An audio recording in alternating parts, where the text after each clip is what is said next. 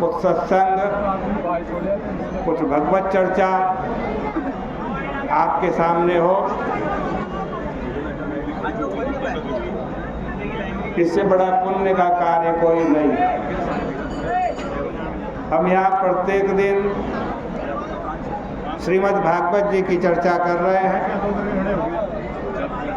श्रीमद् भागवत जी के दशम स्कंद का आज 33वां अध्याय प्रारंभ कर रहे हैं। सुखदेव जी महाराज कहते हैं जब भगवान रास मंडल में गोपियों के समक्ष उपस्थित हुए और गोपियों से कहने लगे कि गोपियों, आपने जो मेरी सेवा की है उसका कर्ज यदि मैं ब्रह्मा जी की आयु लेकर भी चुकाऊं तो उसका कर्ज मैं नहीं चुका सकता। लेकिन तुम बड़ी उदार हो, शील स्वभाव की हो, साधु हो। अपनी उदारता, साधुपन और शील स्वभाव के कारण तुम ही हमें इस ऋण से उऋण कर सकती हो। भगवान की जो सुपेशल वाणी, जिसका एक एक अवयव, एक एक शब्द विन्यास बड़ा मधुर है, बड़ा सुंदर है, उसको सुनकर के ये गोपियाँ विरह ताप से मुक्त हो गई और श्री कृष्ण के शरीर संग से उनकी सारी आशाएं पूरी हो गई।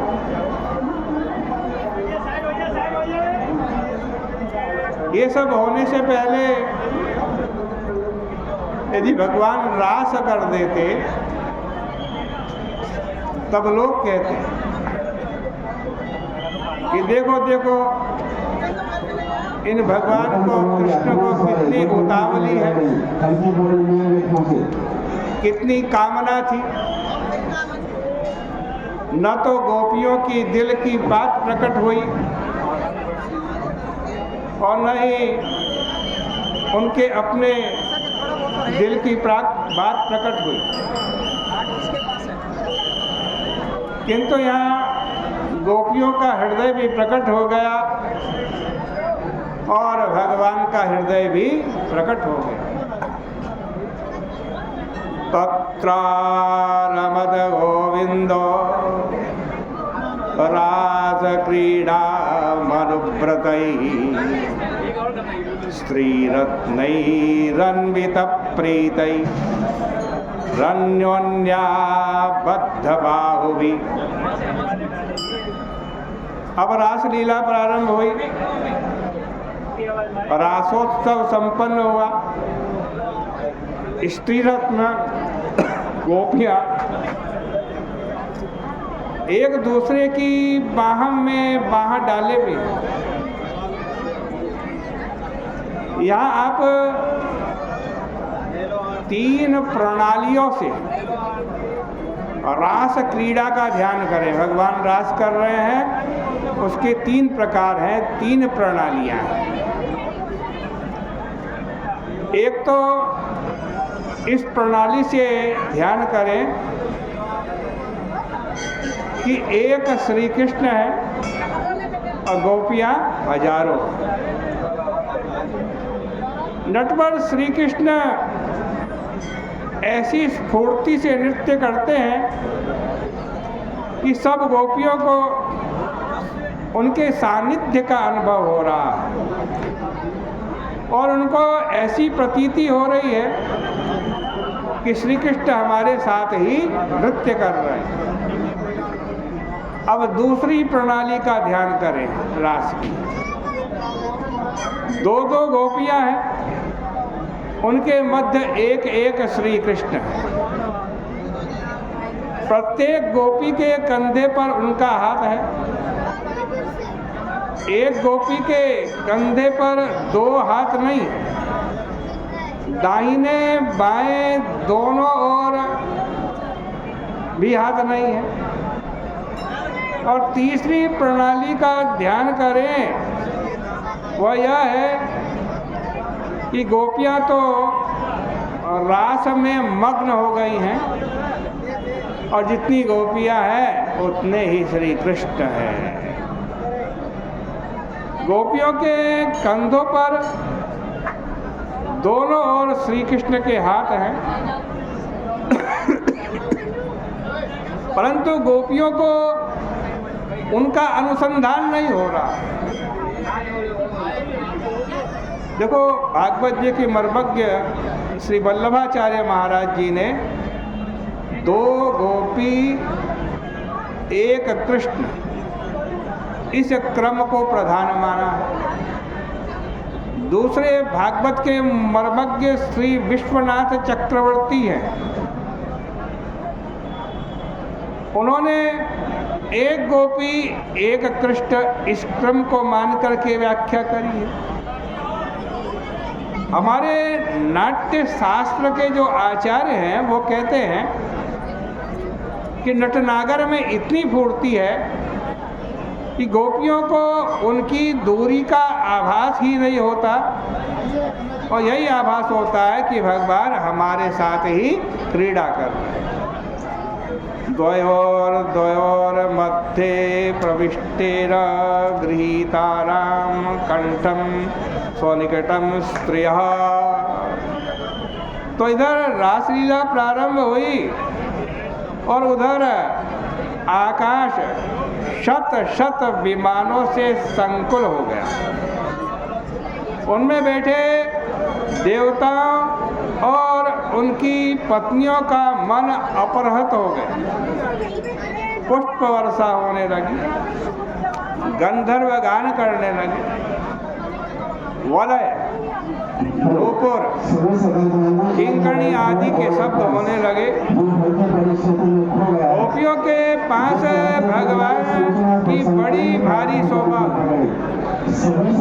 कैसे शोभा हो रही है भगवान की?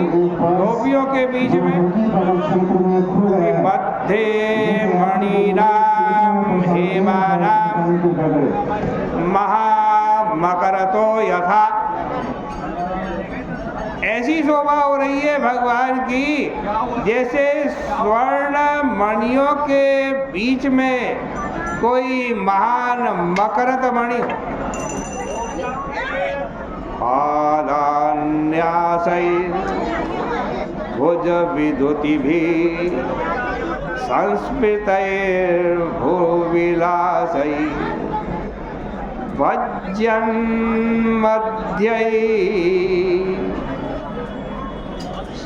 चलकुचपटै कुण्डलै गण्डलोलै स्वित्यन्मुख्य कवररसना ग्रन्थया कृष्णवध्वो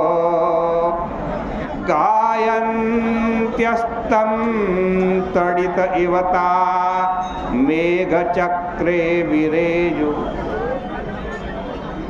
सुखदेव जी महाराज कहते हैं कि परीक्षित, रास क्रीड़ा के समय ऐसा प्रतीत होता था कि मानो एक ही घटा, एक ही मेघमाला चारों ओर छाई हुई है और उसमें बारंबार बिजली चमक रही है। घटा के समान, मेघमाला के समान तो राशि राशि श्री कृष्ण है, अनेक कृष्ण हैं और सब एक में मिले हुए हैं। और उनके मध्य गोपियां बिजली की तरह नृत्य कर रही हैं।